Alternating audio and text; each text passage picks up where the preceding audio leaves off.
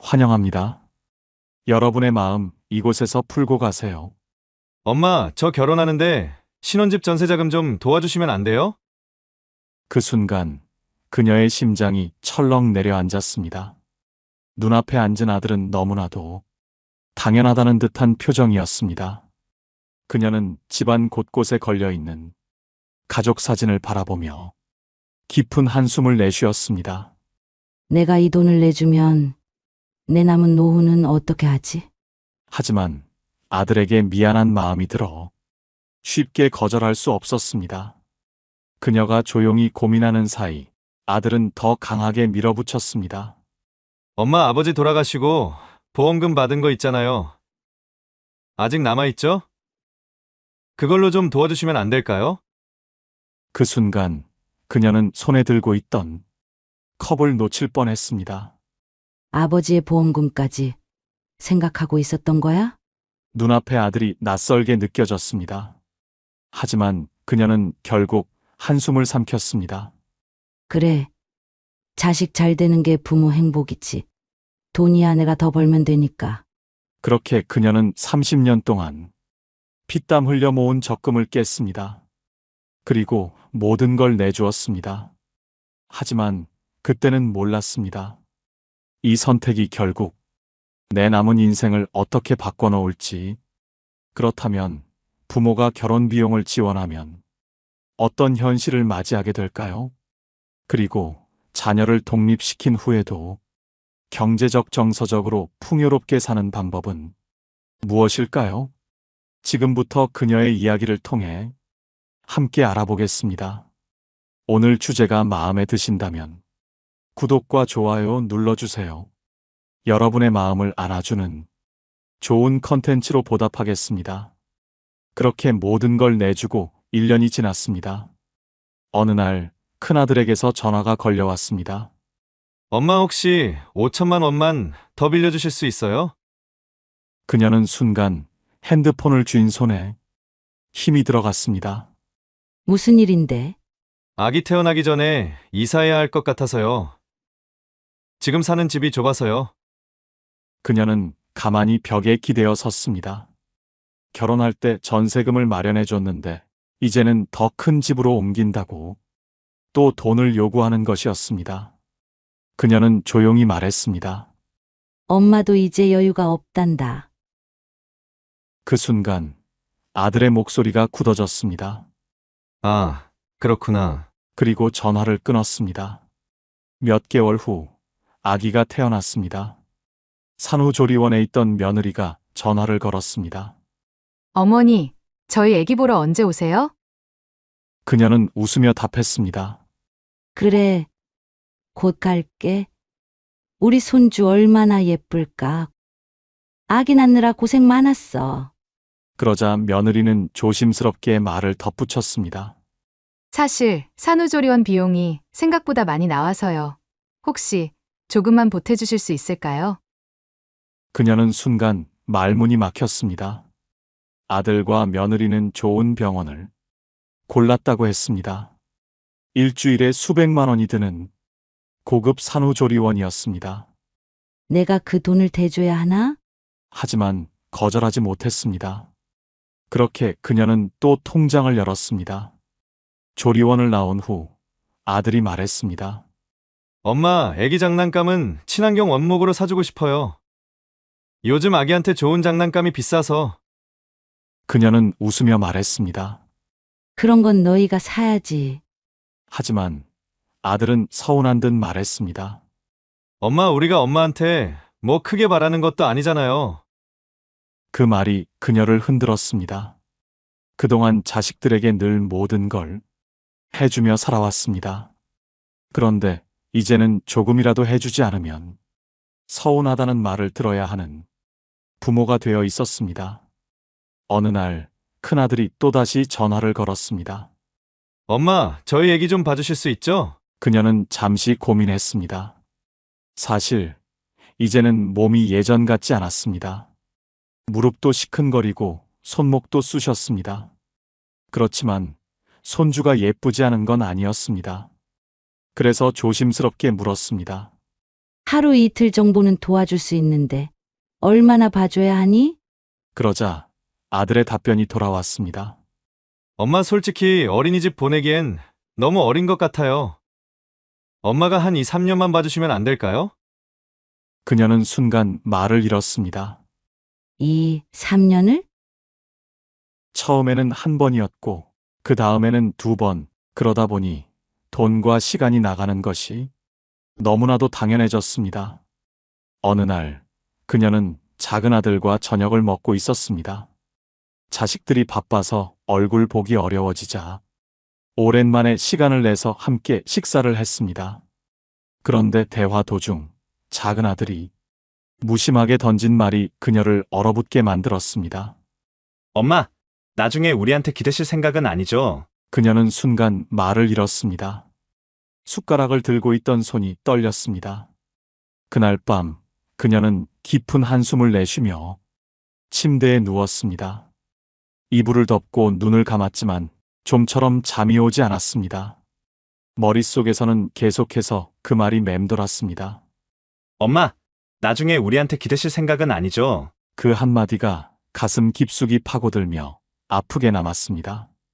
그녀는 평생 자식들을 위해 살아왔습니다. 남편이 떠난 후 2아이를 혼자 키우며 하루하루 버텨왔습니다. 밥 한 끼 제대로 챙겨 먹을 여유도 없이 아침부터 밤까지 일했고 몸이 아파도 아픈 줄 모르고 살아왔습니다. 오직 자식들이 잘 되길 바라는 마음 하나로 버텼습니다. 하지만 이제 남은 것은 아무것도 없었습니다. 통장은 비었고 몸은 쇠약해졌으며 자식들은 더 이상 그녀를 필요로 하지 않았습니다. 그녀는 거울을 바라보았습니다. 주름이 깊게 패인 얼굴, 생기 없는 눈빛, 언제부터 이렇게 늙어버린 걸까? 그 순간 그녀는 문득 깨달았습니다. 평생 한 번도 나를 위한 삶을 살아본 적이 없다는 것을. 자식이 대학에 갈 때, 결혼할 때, 손주가 태어날 때까지 끊임없이 주기만 했습니다. 그 과정에서 그녀의 삶은 점점 희미해져 갔습니다. 내가 무엇을 좋아하는지, 무엇을 하고 싶은지조차 잊어버린 채 오직 자식들만 바라보며 살아왔습니다. 그리고 이제는 더 이상 아무것도 남지 않았습니다. 그녀는 조용히 앉아 생각했습니다. 앞으로 남은 인생을 어떻게 해야 할까? 지금이라도 나를 위해 살아야 하는 걸까? 하지만 어떻게 해야 하는지조차 막막했습니다. 평생 누군가를 위해 살아온 사람에게 나를 위해 살아라는 말은 너무나 낯설게 느껴졌습니다. 그러나 한 가지는 분명했습니다. 더 이상 이렇게 살아서는 안 된다는 것. 이제는 내 삶을 되찾아야 한다는 것. 그녀는 천천히 자리에서 일어났습니다. 그리고 마음을 다잡았습니다. 이제부터라도 자신을 위해 살아야 했습니다. 비록 늦었지만 남은 시간만큼은 온전히 나를 위해 써야 했습니다. 우리나라에서 결혼을 준비하는 대부분의 젊은 부부들은 부모의 재정적 지원을 받고 있습니다. 통계에 따르면 신혼부부의 약 70%가 부모의 도움을 받아 결혼 비용을 마련하며 특히 집을 구할 때는 90% 이상이 부모에게 손을 벌리는 경우가 많습니다. 결혼 비용뿐만이 아닙니다. 출산, 육아, 주거 안정까지 부모의 지원이 당연한 듯 요구되고 있습니다. 우리나라 결혼 비용 현실을 살펴보면 예식, 웨딩 촬영, 혼수 등을 포함한 평균 결혼 비용은 약 3천만 원에서 5천만 원에 달합니다. 신혼집 마련 비용까지 포함하면 수도권 기준 평균 2억 원 이상이 소요되며 신혼집 비용의 60% 이상을 부모가 부담하는 경우가 많습니다. 출산과 육아에 대한 지원 요구도 상당합니다. 산후조리원 비용만 해도 2주 기준 평균 300만 원에서 500만 원이 필요하며 맞벌이 부부가 증가하면서 손주 돌봄을 요청받는 조부모의 비율이 50%를 넘어서고 있습니다. 많은 부모들이 자신의 노후 자금을 포기하면서까지 자녀의 결혼과 육아를 돕고 있지만 문제는 이렇게 지원을 해도 부모의 삶이 나아지지 않는다는 것입니다. 오히려 자녀들은 부모의 희생을 당연하게 여기고 부모는 경제적으로도 정서적으로도 점점 더 힘든 상황에 놓이게 됩니다.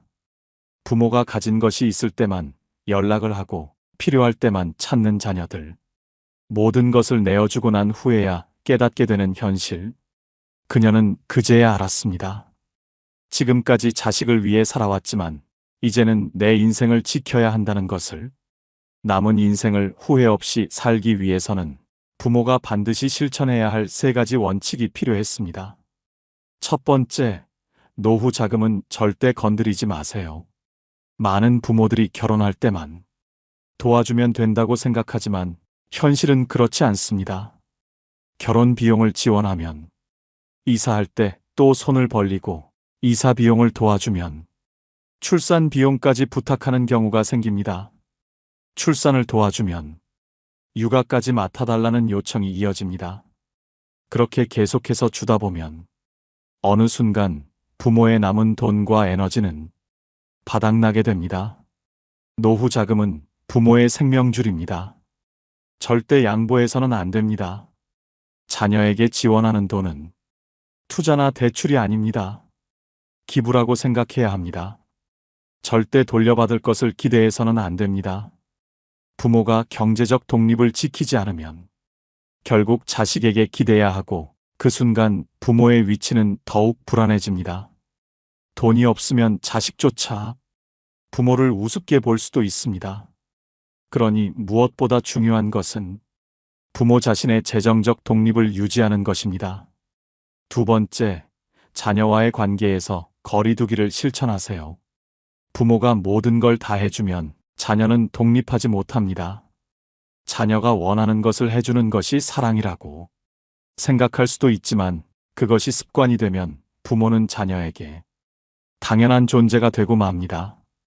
부모가 자신을 희생하며 헌신하는 것이 당연해지면 자녀들은 부모를 소중한 존재로 여기지 않습니다. 사랑과 금전적 지원은 다릅니다. 부모가 자녀의 모든 문제를 해결해 줄 수는 없습니다. 자녀가 성장할수록 부모는 한 발 물러서야 합니다. 부모가 늘 자녀를 돕다 보면 결국 부모 자신은 어떤 삶도 가질 수 없게 됩니다. 어느 순간부터 부모는 자녀의 인생을 책임지는 존재가 아니라 자녀가 자신의 인생을 스스로 책임질 수 있도록 도와주는 존재가 되어야 합니다. 부모가 자녀의 결혼을 돕는 것은 선택이지 의무가 아닙니다. 부모의 역할은 자녀를 끝까지 부양하는 것이 아니라 독립할 수 있도록 가르치는 것입니다. 세 번째, 부모도 부모 이전의 한 사람으로서 자신의 삶을 살아야 합니다. 그녀는 문득 생각했습니다. 나는 언제부터 내 인생을 살지 않았을까? 결혼 후 엄마가 되었고 남편을 떠나보낸 후에는 오직 자식을 위해 살아왔습니다. 그러다 보니 나 자신을 위한 삶이 사라졌습니다. 나는 무엇을 좋아하는지, 무엇을 하고 싶은지조차 잊어버렸습니다. 자녀가 결혼하면 부모도 부모 역할에서 벗어나야 합니다. 경제적으로 자립하고 남은 삶을 스스로 계획해야 합니다. 그녀는 이제 알았습니다. 더 이상 희생하는 삶이 아니라 더 이상 자녀의 뒷바라지로만 남는 삶이 아니라 오롯이 나를 위한 삶을 살아야 한다는 것을. 그녀는 천천히 자리에서 일어났습니다. 거울 속 자신의 모습을 바라보았습니다. 여전히 주름진 얼굴이었지만 이제는 더 이상 불안하지 않았습니다. 이제부터라도 내 인생을 되찾기로 결심했으니까요. 부모의 희생이 당연해지는 순간 부모는 희생양이 됩니다. 부모는 자신의 삶을 지켜야 합니다. 자녀를 위해 무엇을 해줄지 고민하기 전에 나는 앞으로 어떻게 살아야 할지를 먼저 고민해야 합니다. 노후를 준비하지 않으면 결국 자식에게 의지해야 하고 그 순간 부모의 삶은 더 힘들어집니다. 이제는 나를 위해, 내 삶을 위해 진짜 내 인생을 살아야 합니다. 더 이상 희생하지 마세요. 부모도 부모 이전에 한 사람으로서 자신의 삶을 살아야 합니다. 그렇다면 이제부터는 어떻게 살아야 할까요? 부모가 노후에 흔들리지 않고 자신만의 삶을 살아가기 위해서는 반드시 준비해야 할 것들이 있습니다. 단순히 마음가짐만 바꾼다고 해결되는 것이 아닙니다. 철저한 계획과 실천이 필요합니다. 첫 번째, 노후 재정을 철저하게 점검해야 합니다. 부모가 경제적으로 독립하지 않으면 결국 자녀에게 의지할 수밖에 없습니다. 그리고 자녀들은 경제적 부담이 커질수록 부모를 짐처럼 여기게 됩니다. 처음에는 우리 부모님이니까 도와드려야지 라는 마음이 있지만 시간이 지날수록 부모님이 왜 내 도움 없이는 생활을 못하실까? 라는 생각이 들게 됩니다. 2단계가 지나면 부모를 부양해야 한다는 책임이 부담으로 바뀌고 결국 부모와의 관계가 소원해질 수도 있습니다. 그녀는 먼저 자신의 재정 상황을 점검하기로 했습니다. 현재 남아있는 자산은 얼마나 될까? 매달 필요한 생활비는 얼마일까? 앞으로 병원비, 주거비까지 고려하면 어느 정도의 자금이 필요할까? 막연하게 조금만 더 쓰면 괜찮겠지? 라고 생각했던 그녀는 충격을 받았습니다. 남은 돈이 생각보다 많지 않았습니다. 더 이상 자식들에게 휘둘릴 수 없다는 결심이 더욱 확고해졌습니다. 그렇다면 노후 생활을 안정적으로 보내기 위해 현실적으로 어떤 대비를 해야 할까요? 첫째, 연금을 적극적으로 활용해야 합니다. 노후 재정에서 가장 중요한 것은 꾸준히 들어오는 고정적인 소득입니다. 국민연금, 개인연금, 퇴직연금이 있다면 언제, 얼마나 받을 수 있는지 정확하게 파악해야 합니다. 많은 부모들이 연금이 있지만 정작 받을 수 있는 금액이 얼마나 되는지 모르는 경우가 많습니다. 연금 수령 시기를 조정하면 매달 받는 금액이 달라질 수도 있으니 반드시 확인해 봐야 합니다. 우리나라 노후 생활을 위해 필요한 최소 생활비는 개인 기준 월 평균 180만 원, 부부 기준으로는 250만 원 이상이 필요하다는 조사 결과가 있습니다. 하지만 병원비와 예기치 못한 지출까지 고려하면 이보다 훨씬 더 많은 돈이 필요합니다. 특히 65세 이상 노인의 40% 이상이 만성질환을 가지고 있으며 치료비만 연간 평균 300만 원 이상이 듭니다.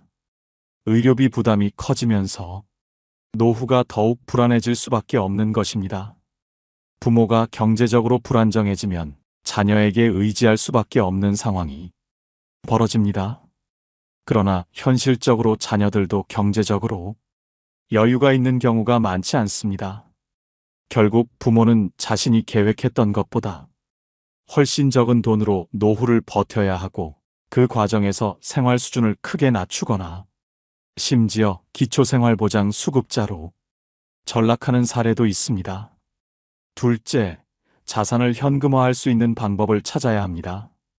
우리나라 부모들이 가장 흔히 하는 실수 중 하나가 집을 자산으로 착각하는 것입니다. 큰 평수의 아파트나 오래된 단독주택을 가지고 있어도 실제 생활비로 사용할 수 없다면 그것은 잠겨있는 돈일 뿐입니다. 필요 없는 부동산이나 너무 넓은 집을 정리하고 작은 주거 공간으로 이동하는 것도 방법입니다. 또한 적은 돈이라도 꾸준한 배당이 나오는 금융 상품을 활용해 매달 현금 흐름을 만드는 것이 중요합니다. 한 번에 목돈을 쓰는 것이 아니라 매달 일정한 수입이 들어오도록 만들면 노후 생활이 훨씬 안정됩니다. 셋째, 돈을 쓰는 방식을 바꿔야 합니다. 그녀는 오랜 시간 동안 자식들에게 돈을 아낌없이 썼습니다. 학비, 결혼 비용, 손주 용돈까지. 하지만 이제는 더 이상 그렇게 할 수 없다는 것을 깨달았습니다. 자식들에게 돈을 주는 것보다 부모 스스로를 위한 투자를 해야 합니다. 경제적으로 안정적인 부모가 되어야 자식들에게도 존중받을 수 있습니다. 노후 자금이 부족한 부모는 결국 자식에게 의지하게 됩니다.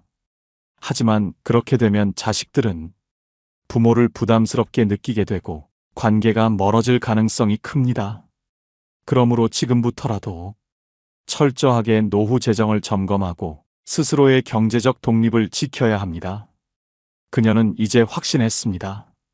자식들에게 휘둘리지 않고 남은 인생을 제대로 살기 위해서는 먼저 경제적인 자립을 이뤄야 한다는 것을, 더 이상 불안해하지 않고 나를 위한 삶을 살기로 결심했습니다. 두 번째, 자녀와의 관계를 새롭게 정립해야 합니다. 자녀를 사랑하는 것과 자녀에게 의존하는 것은 다릅니다. 그녀는 그동안 자식들이 원하는 것이 있으면 들어주었습니다. 그것이 부모의 역할이고 사랑이라고 생각했기 때문입니다. 하지만 이제는 알았습니다. 부모가 끝없이 베풀면 자식은 부모를 소중하게 여기지 않습니다. 처음에는 미안한 마음에 도와주다가 점점 더 많은 요구를 받아들이게 되고 결국 부모의 희생은 당연한 것이 되어버립니다. 이제부터라도 원칙을 정하고 자녀들에게 명확한 선을 긋기로 했습니다. 그녀는 먼저 작은 실천을 해보기로 했습니다. 첫째, 경제적 지원을 중단하는 것입니다. 그동안은 자녀가 경제적으로 어려울 때마다 도움을 주었습니다. 결혼할 때 전세 자금을 지원했고, 이사 비용도 보태줬고, 손주가 태어날 때 산후조리원 비용까지 내주었습니다. 하지만 그렇게 지원을 하고 나면 그게 마지막이 아니었습니다.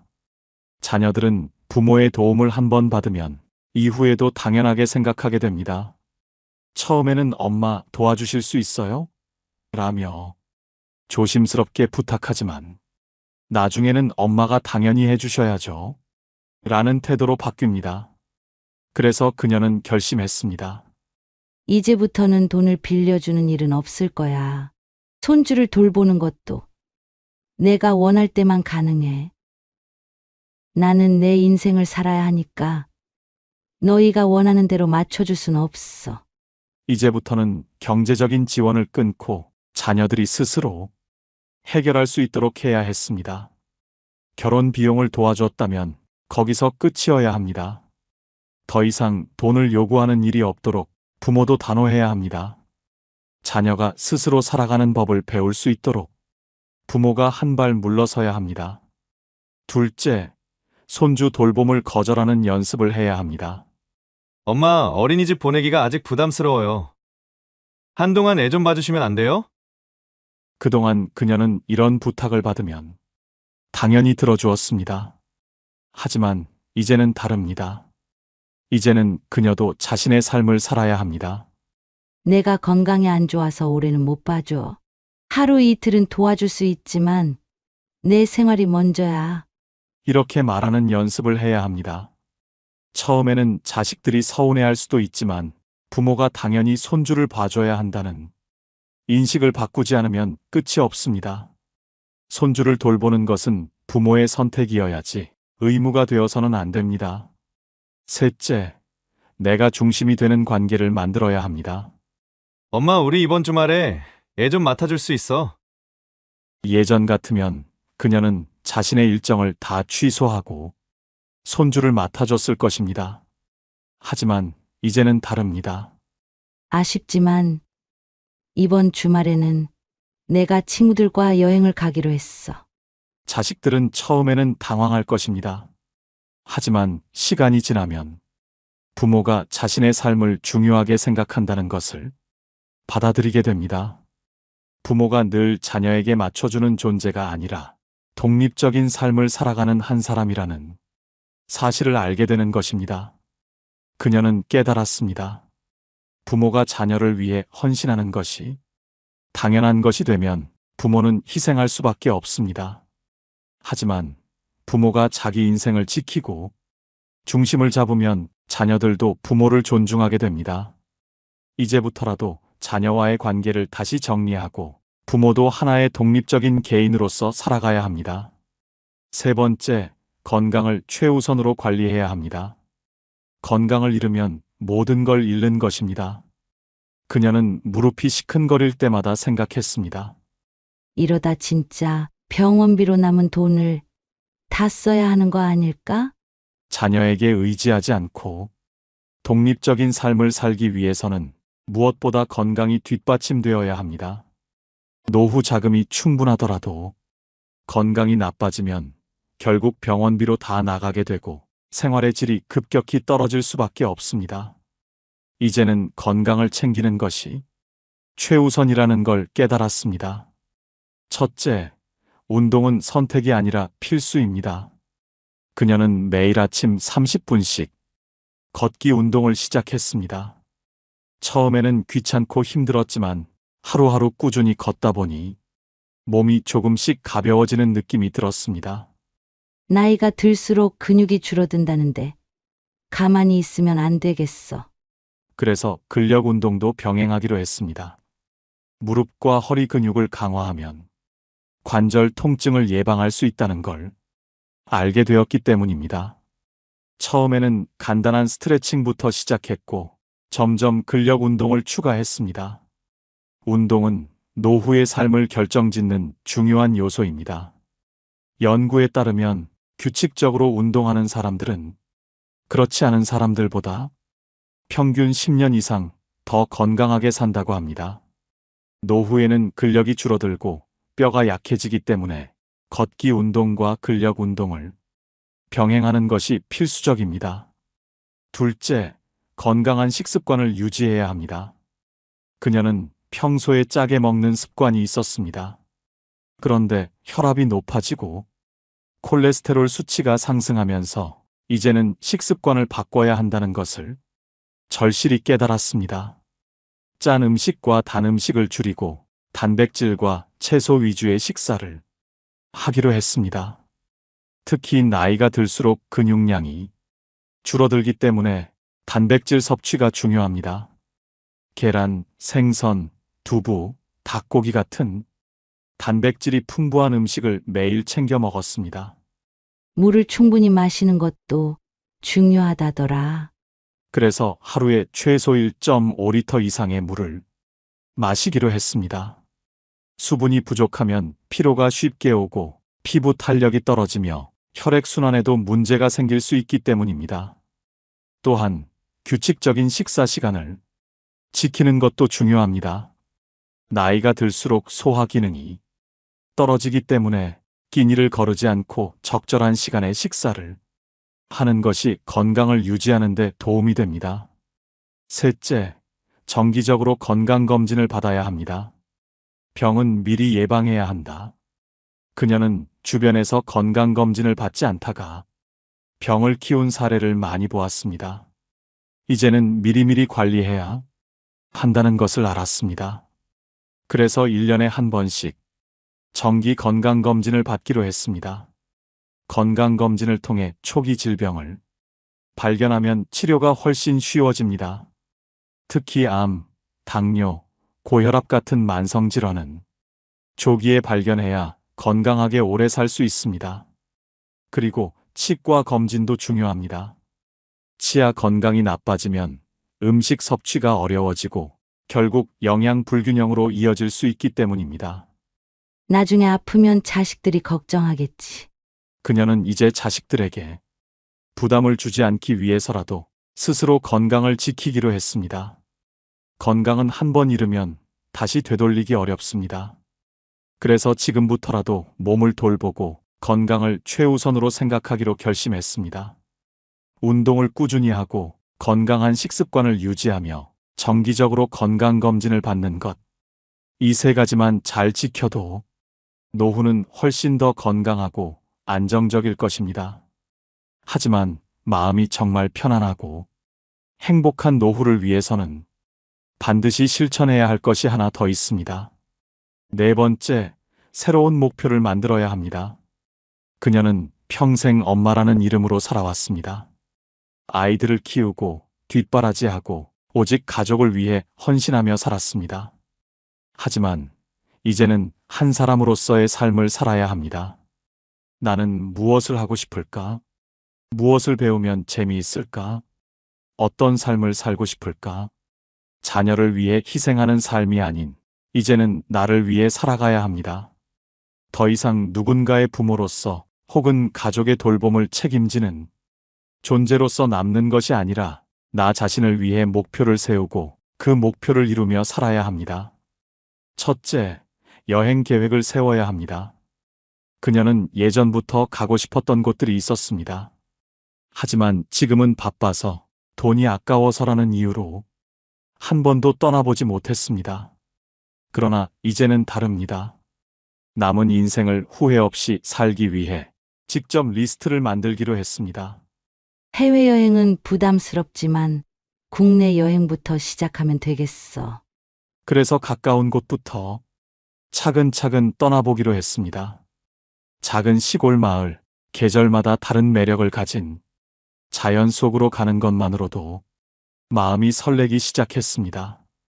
여행을 떠난다는 것 자체가 그녀에게는 새로운 도전이었고 삶의 활력을 되찾는 과정이었습니다.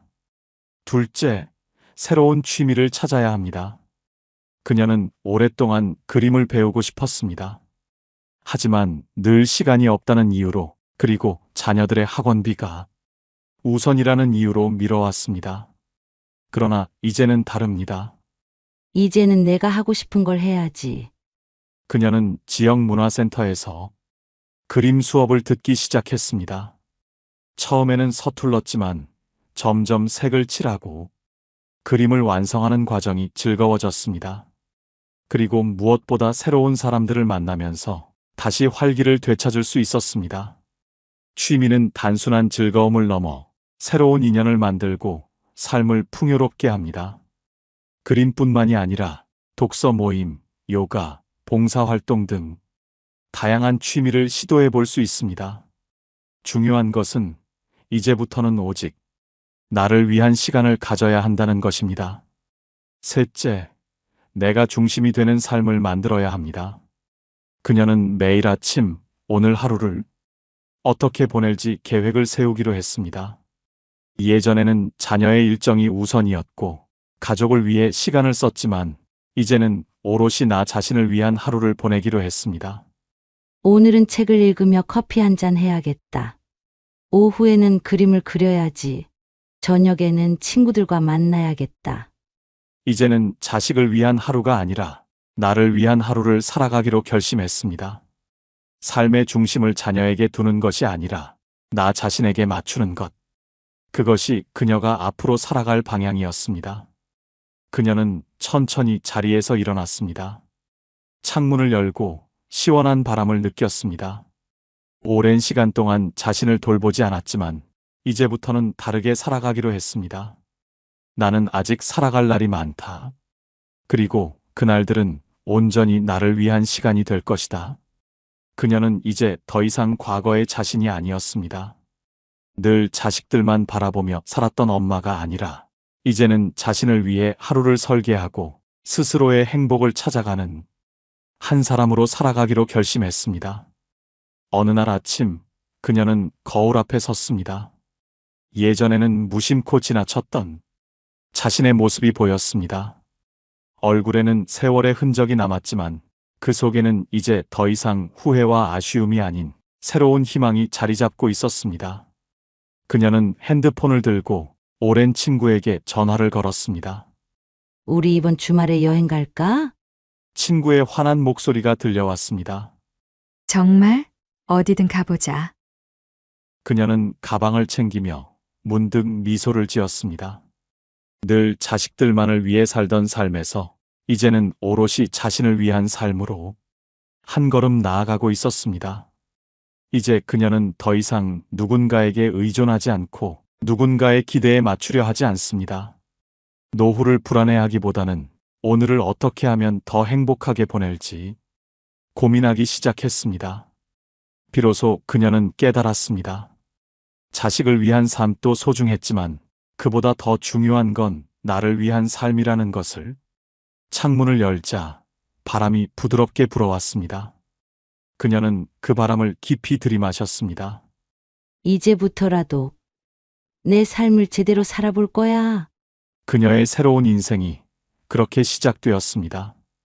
오늘 우리는 자녀의 결혼 비용을 지원했을 때 부모가 맞닥뜨릴 수 있는 현실에 대해 이야기해 보았습니다. 부모가 자식을 돕고자 하는 마음 너무나도 이해됩니다. 자식도 요즘 살기 힘든 세상에서 조금이라도 더 안정된 출발을 하고 싶은 마음, 그건 역시 이해됩니다. 그래서 더 부모에게 의지하려 하고 부모는 또 자식을 외면하지 못하는 것이 현실입니다. 하지만 우리가 잊지 말아야 할 것이 있습니다. 부모가 마지막까지 책임져야 할 사람은 바로 나 자신입니다. 자녀의 미래를 위해 내 노후를 희생하면 결국 남은 것은 불안과 후회뿐입니다. 자녀를 돕는 것이 사랑이라면 부모 스스로를 지키는 것도 사랑입니다. 그동안 정말 고생 많으셨습니다. 자식을 위해, 가족을 위해 한순간도 나 자신을 먼저 생각하지 못하고 살아오셨습니다. 그 어떤 순간에도 부모로서 최선을 다했고 누구보다도 열심히 살아오셨습니다. 그 자체로 이미 충분히 좋은 부모입니다. 이제는 부모라는 이름이 아니라 한 사람으로서 나를 위해 살아도 되는 때입니다. 노후 자금은 절대 건드리지 마세요. 자식들에게 휘둘리지 마세요. 건강을 최우선으로 챙기세요. 부모도 부모 이전의 한 사람입니다. 나를 위한 삶을 살아야 합니다. 당신은 충분히 좋은 부모였고, 이제는 나를 위한 삶을 살아도 괜찮습니다. 자식의 행복을 빌어주되, 부모도 스스로 행복해야 합니다. 자녀에게 기대지 않고도 빛나는 삶을 살아가는 것, 그것이 부모로서 가장 멋진 모습 아닐까요? 이제 당신을 위한 인생을 시작할 때입니다. 오늘 영상을 보며 여러분은 어떤 생각이 드셨나요? 혹시 여러분은 이런 경험이 있으신가요? 부모님이 자녀에게 어디까지 도와주는 게 맞다고 생각하시나요? 여러분의 경험과 생각을 댓글로 나눠주세요. 여러분의 이야기가 누군가에게 큰 위로와 깨달음이 될 것입니다. 오늘 영상이 도움이 되셨다면 소중한 분들께 공유해 주시고 구독과 좋아요로 저를 응원해 주세요. 여러분과의 소중한 연결이 저에게 큰 힘이 됩니다. 오늘도 행복한 하루 되세요. 이상으로 마음 풀고 가세요 였습니다.